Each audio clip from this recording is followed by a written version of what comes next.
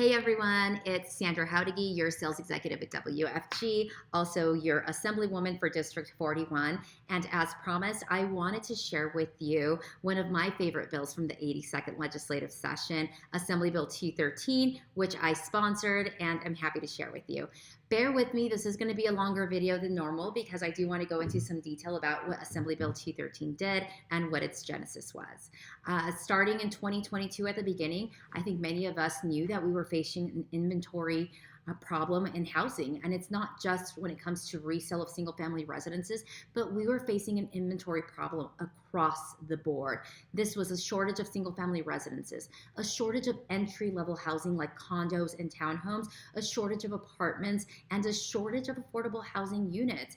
And so I went to the source. I went to the people who actually help build the homes. I went to the Southern Nevada Home Builders Association and I said, what can we as a state do to get more homes online faster? What can we do so that you can build more homes, build them faster so that we have more inventory? Because we all know that the law of supply demand also applies to housing. When demand is high, inventory is low, housing prices go up, and that in turn affects rent prices as well. And so we know that if we can have a healthy supply of housing, a healthy supply of inventory, that will help with affordable housing in general, or the affordability in housing. So if someone needs to rent an apartment or if someone wants to buy a home, the inventory is there and they are not being priced out of the market. One of the things we immediately identified was the app to permit process, how long it actually takes builders and developers to break ground and start building on a community. And we found that there was no consistency or uniformity from jurisdiction to jurisdiction. So in some jurisdictions in Nevada, you could break ground in 2 weeks. And in some, it would take months. And in some, it would take years. And we set out to solve that problem, and we were successful in doing so.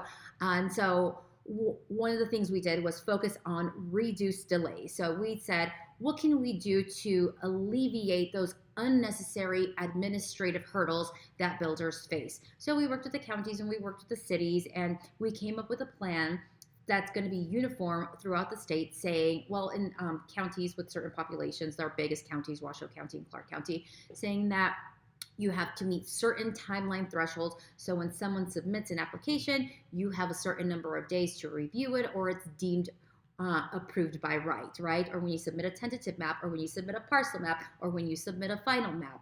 And this is going to help across the board. Again, it's going to reduce delays so that builders and developers can get an accurate projection of how much a project is going to cost so that they can stay on time and stay on budget as well. We know that if they estimate that they can break ground and have a community built within 12 months, or at least get started within 3 months, right? And then it ends up taking 24 months to get started. That cost per door for that project just shot up probably through the roof, which means the final product that's rented or the final product that's sold is going to be higher than initially projected. And so that's what reduced delays means too. And cost savings, not only does it save them costs because they can accurately project the cost of a project, but holding costs. There's also holding costs that they have to pay, that the longer a project goes on, the more expensive it gets for them. This just enables to developers to project the accurate cost of a price and keep that final product low for Nevadans who are going to be buying or renting that product. Also, increase supply. One of the things that I was able to identify is that if we can make it easier for builders to build, they will build more houses. They will build more communities. And one of the benefits of that is more construction, which is also more jobs. So the main objective of Assembly Bill 213 was to minimize delays and create a streamlined app to permit process so that builders can build homes as fast as possible.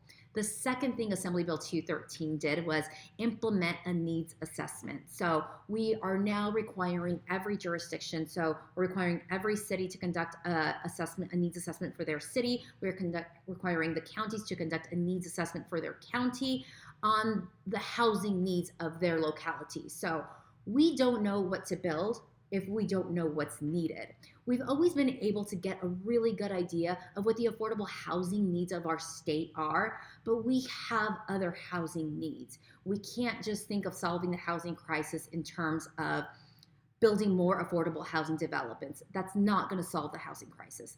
I've always said that we need to build affordable housing and take families from affordable housing developments, put them into market rate apartment, and then the goal is to transition those families into entry level home ownership where they can start building equity and start building wealth, and then use that equity and wealth to move up and buy a bigger home, and so on and so on. If we are keeping families in affordable housing developments and we are keeping families in rent, we are creating generational poverty.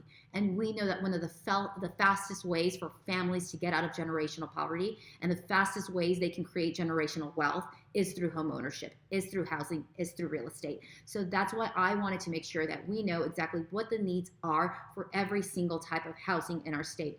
How much more affordable housing do we need? How many more apartments do we need? How many more entry level housing opportunities do we need? And how many more homes do we need to meet the needs of our state? So once we're able to collect that information, we'll be able to determine what's best to build. And so I'm excited for Assembly Bill 213. I'm excited that I was able to work on it with so many community partners, including the Southern Nevada Home Builders Association, NAIOP, some of our labor unions, our culinary union, our progressive partners, the Nevada Realtors. So many people know that unless we have a strong housing industry, unless we can provide housing for people in Nevada, it doesn't matter what else we do. The first thing we need to make sure is that everyone has a place that they can live in with dignity, a place they can call home. And so Assembly Bill 213 was signed into law. I'm excited to see the impacts that this is going to have long term on building and housing in our state. I will drop the links to the hearings, and I will drop the links to the bill text if you would like to read it. But again, one of the bills that I enjoyed working on, because this is a bill that I think is really going to make an impact in the long term when it comes to the housing needs of our state. So if you'd like to learn more, I'd love to sit down with you or have a conversation with you. You always know how to get a hold of me, text and email or phone call. So thanks, everyone.